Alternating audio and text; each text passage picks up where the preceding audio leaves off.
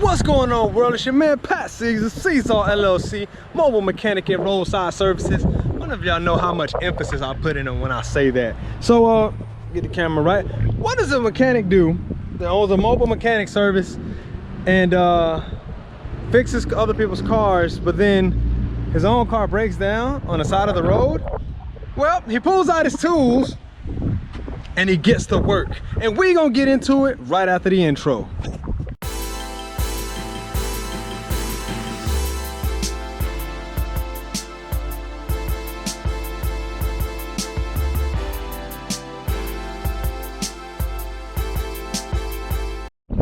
Alrighty, so I'm driving down the road, man, and I'm on the phone. I'm on my way to pick up some parts for my wife's car. I just got done making a video showing this truck actually as I'm working on this bubble Chevy, and I get about 45 minutes away and my truck starts acting crazy, and I'm like, what the heck is going on? You know, I honestly have no idea what's going on, because well, everything was working fine just a few minutes ago. A long time ago, this truck has got like 260K on it. Like it's lived a good life, to say none the less. And so I'm trying to pull this alternator bolt out here. All right, come on, baby. Almost doesn't count. Almost doesn't count. Pull this apart. So either way, my voltage meter inside of the truck stopped working a very long time ago, and so, you know, I've never really cared enough to fix it. Like I say, this is kind of just my beater truck. I got a couple trucks, and this truck's been good to me, don't get me wrong. I'm not knocking the truck by any means necessary, although I'm not a Ford guy through and through. I own quite a bit of Fords though. And I'm driving down the road and it's just losing power, and I didn't even notice it was losing power because I'm on the phone. Like, my life is very hectic. If you've ever watched an episode of Mighty Car Mods, probably should wait till this goes down. If you ever watched an episode of Mighty Car Mods, you would understand that's about how my life works. Like, straight up. It is always the most wonderful misadventure. While I'm not tripping on it, it ain't like I actually planned for it. You know, things happen. And in my life, it has happened probably a little bit more frequently than it happened in other people's lives. And I'm okay with that, because for the most part, I set myself up for it. You would think, oh, you're a mechanic, you're making moves, blah, blah, blah, you should probably just get a new truck. But I usually work on more new trucks and new cars than anything else. I try to convince this to my wife, whom thinks I am a madman because I should have been had a new vehicle. I don't think so. And this is one of those reasons why. This is my 1998 Ford Expedition, right? Now, I didn't know this until just a few minutes ago, but my alternator apparently went out. And you know, like, one of the best parts about this, I actually broke down right by my favorite parts store, or one of my favorite parts stores, O'Reilly's. That's the great thing. But the other thing about this is, what people don't get is, I called them and they had it in stock. Not only did they have it in stock, they had like 3 different types available.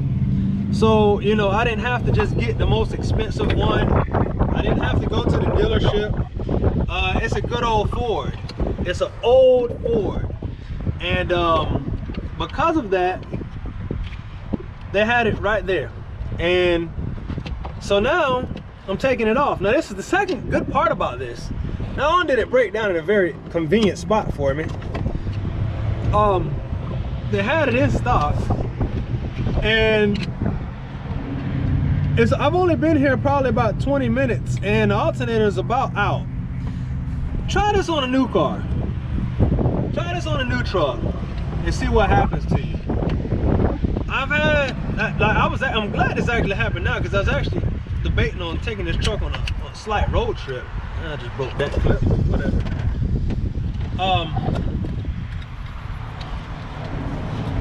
And I already know what the problem is. It's actually, now the problem, I'm gonna show you guys once I pull this thing out. But this happened in a convenient spot. It happened kind of at a convenient time. And it's easy to get to, and parts are readily available. It's reasons like this why I actually choose old cars over new cars. Plus they're cheap. They're super cheap. And 120 bucks without the core charge, and I'll be back on the road. Now it sucks because I just did not expect to spend that, but that's about how my life works. It's give and take. You know, this is my money maker. So hey, if she needs, and I call her a she needs an alternator, goddamn, I just get an alternator. You know what I'm saying? Like, it ain't really that big of a deal, because this to me would be, well, for me it is, it's an asset. I don't know how it would make, well, I know how I would make money without my truck, but my truck makes life a lot easier for me when in regards to making money, or earning it, I should say, is the real terminology. We don't make money. The only people who really make money is the mint, the minty. Push you out of the way. And a little bit of wiggling, and a little bit of jiggling.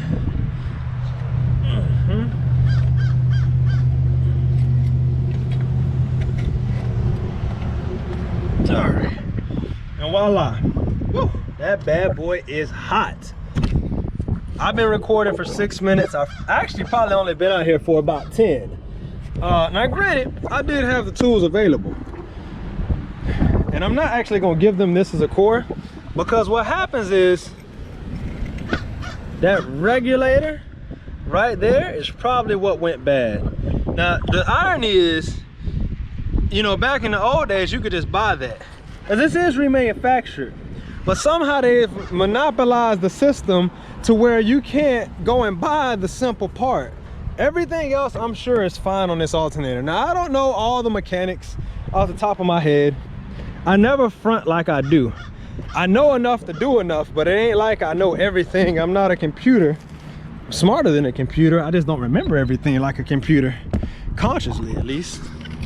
So instead of giving them this as a core, it's going right here in my old junky truck, because I will go to a dealer myself.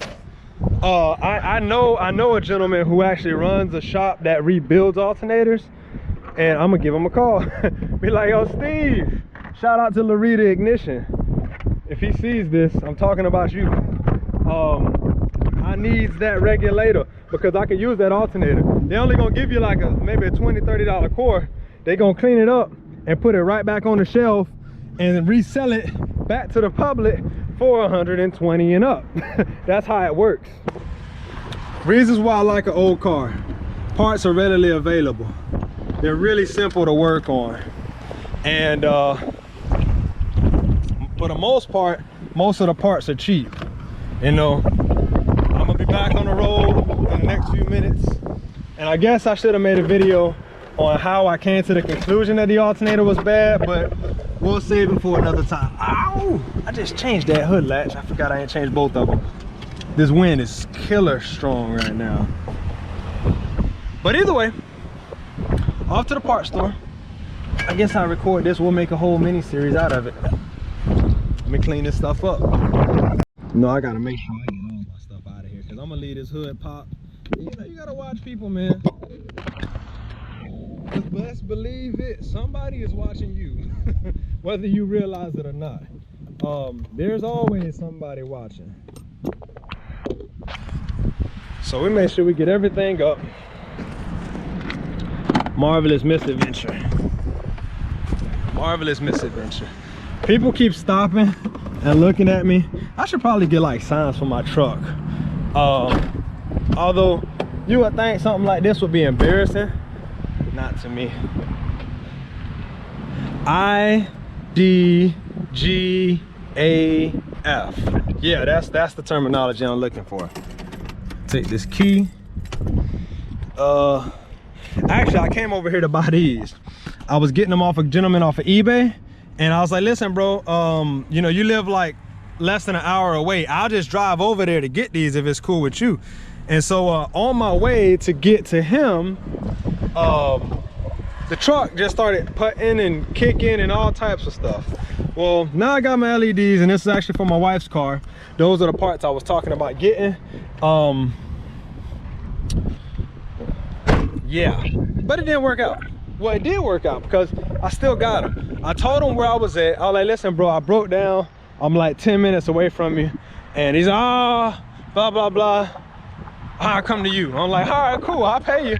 I'm gonna fix my truck either way it go. I ain't got no choice but to. I gotta get home. And I'm, like I said, I'm probably about to go 45, 50 minutes out from where I'm at. Just got done servicing that Caprice, and which I need to buy some more parts for there. It's shutting off while driving. Not shutting off while it's idling, I should say. Because I just fixed the AC system, and the idle air control valve is what I believe is not kicking up the RPMs. So he's having to cut off the compressor as he's driving. But yeah, here we are. Here we are. And I'll get those parts for his truck too.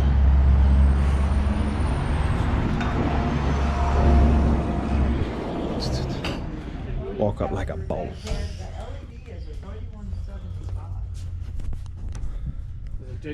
So if we do this, I'm gonna get right back to y'all. So remember the LEDs I just showed you guys? This is the reason why I just bought them off eBay. See the price on here? It's LEDs. Bananas. All right, hold on. Miss Jenny, how you doing? Fine. Hey, I just ordered an alternator for a 1998 Expedition. Here I am. I don't have the core, but we're gonna do this. Okay. Yes. Okay. Okay, so that's about how my life works. What you just saw, as I'm working on something now, I got 1, 2, 3, 4 cars to work on a day. I need one of those. I need one of those trucks. That's what I need, a box truck. And it's finally hit me that I should probably just go ahead and make that investment. I got my head cam on me.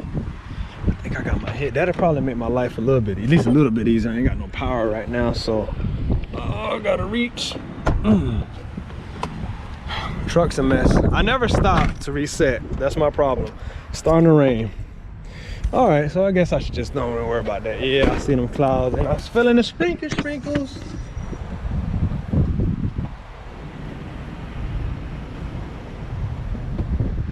Well, this happened in a pretty convenient place, like I said. So I'll put you right here for now. Yeah, all I need is that regulator, I'm sure.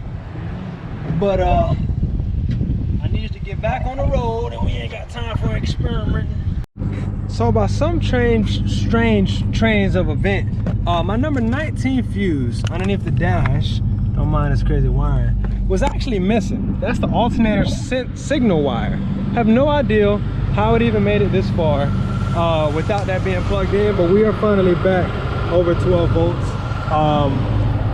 Yeah, so I'm gonna still rebuild the other alternator, put it on my other truck because I needed another alternator anyway.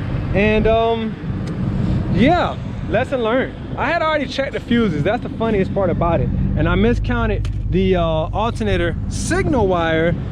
I don't know, I still don't know how it even ran this far. I probably went this seriously like 45 minutes gassing on it in my big old V8 truck. So, well, there you go. Simple fix, old car, done in a few minutes. I will double check that all the alternator just to verify that I wasn't off basis the first time, because I did all these checks the first time before I bought the alternator. So, like, share, subscribe. Any questions, concerns, please give your man a shout. And yeah, I guess stay dirty. Until next time, mi gente, pi pro mundo beneficio siempre. Peace.